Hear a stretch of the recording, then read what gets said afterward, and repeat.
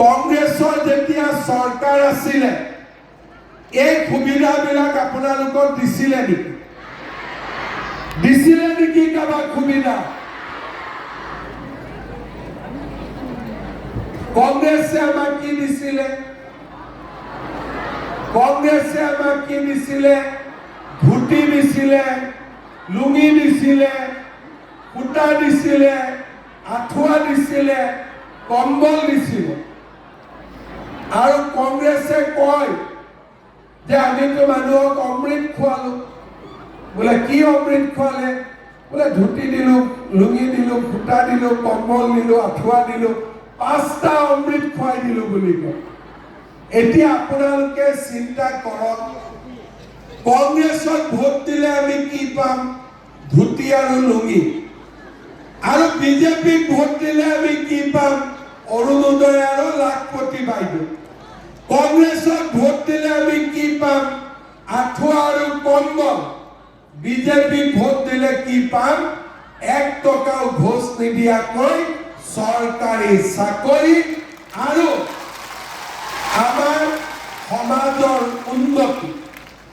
আজি নাজিৰা ৰাইজক মই অনুৰোধ কৰিম, আজি আপোনালোকে চাওক, কংগ্ৰেছৰ যদি চৰকাৰ থাকিলেহেঁতেন এনেকুৱা মিটিং এখন নাজিৰাত কেতিয়াবা হ'লহেঁতেন নেকি? কেতিয়াবা হ'লহেঁতেন নেকি? কেতিয়াও নহ'লহেঁতেন। সূতা কম্বল ল'বৰ কাৰণে মাজৰ মানুহক দালালক টকা দিব লাগিছিল।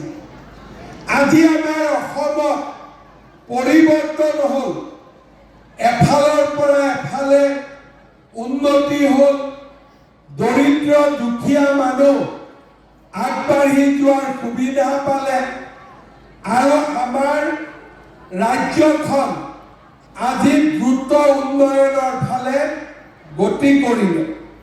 আজি আমাৰ নাজিৰা সমষ্টিত 29,638 গৰাকী মহিলা অৰুণোদয় পাইছে, 26,000 মহিলা লাখপতি বাইদেউৰ সুবিধা পাইছে, 1,808 গৰাকী ছোৱালীয়ে নিযুত মইনা আঁচনি পাইছে। 16 তাৰিখে বিধানসভাৰ অধিৱেশন আছে।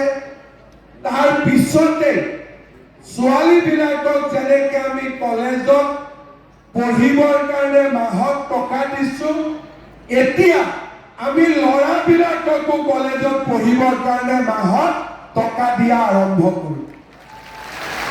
ল'ৰাইও পাব। আগত ছোৱালীয়ে পালে, এতিয়া ল'ৰাইও পাব। পঢ়া শুনা, কলেজত এডমিশ্যনত পইচা দিব নালাগে। চৰকাৰে বিনামূলীয়া এডমিশ্যন দিয়ে আৰু লগতে নিযুত মইনা, নিযুত বাবু আঁচনিও চৰকাৰে ৰাইজক দিয়ে। আমাৰ নাজিৰা সমষ্টিত আজি 50,000 পৰিয়ালৰ ৰেচন কাৰ্ড আছে।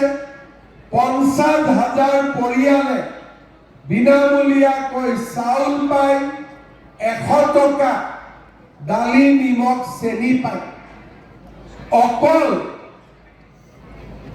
আমি যে মানুহক সহায় কৰিছো এনেকুৱা নহয়, তাৰ লগত মই মুখ্যমন্ত্ৰী হোৱাৰ পিছত 145 কোটি টকাৰে আমগুৰি জাজি দলঙৰ পৰা বালিঘাট তিনিআলিলৈ ৰাস্তা নিৰ্মাণ, দিখৌ নদীত আৰু এখন দলং নিৰ্মাণ আৰু এতিয়া হালুটিঙৰ পৰা দেওপানীলৈ লাদৈগড়ৰ পথত আমি 25 কোটি টকা দিছো, যাতে তাৰ ৰাস্তাটো ধুনীয়া হ'ব পাৰে।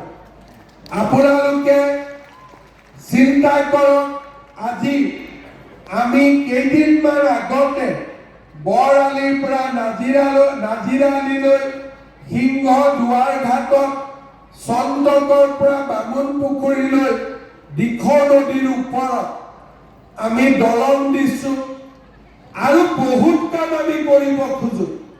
কিন্তু নাজিৰাৰ মানুহক কি লাগে, গাঁৱত কি লাগে, কথাটো পাতিবৰ কাৰণে MLA বিচাৰিয়ে নাপায়।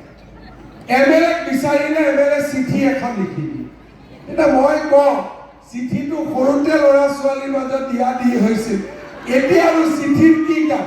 এতিয়া মোবাইল আহি গ'ল, হোৱাটছআপ আহি গ'ল, কিবা লাগে হোৱাটছআপ কৰিলে হ'ল, মেছেজ দিলে হ'ল, আমি কাম কৰিব পাৰোঁ।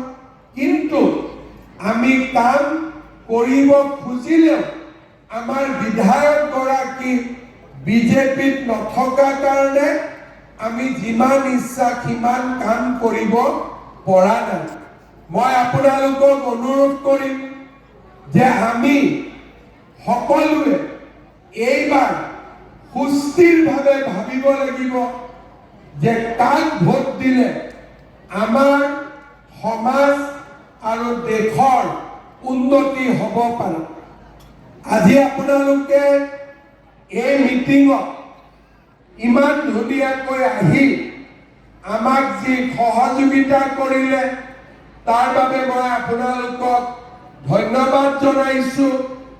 আৰু 25,000 আৰু 50,000 ল'বলৈ আপোনালোক আহিব লাগিব। আহিবনে নাহিব? আহিব, পুৰা ৰেডি হৈ আছে? কাৰ কাৰ আছে ইচ্ছা আছে 25,000? বাপৰে, সঁচাই পাৰিবনে আপোনালোকে? বিশ্বাস আছে পুৰা? ঠিক আছে। কিন্তু মোক বহুত আপোনালোকে চিন্তা লগাই দিলে। মই মিঠাতেল আধা লিটাৰ দিম বুলি ভাবিছোঁ। পুৰা 1 লিটাৰ লাগিব নহয়। কিন্তু দালি, চেনি, নিমখ, মিঠাতেল এইবিলাক সব ফ্ৰী পাবৰ কাৰণেতো বিজেপিক ভোট দিব লাগিব। কোনে কোনে ভোট দিব? হাত দাঙকচোন বিজেপিক। বাপৰে, চবতে এডভান্স আমাৰ নাজিৰা। এইবাৰ যি নহওক, আপোনালোকক এতিয়া মই এটা কথা সৰুকৈ বুজাই দিম। ৰাতিপুৱা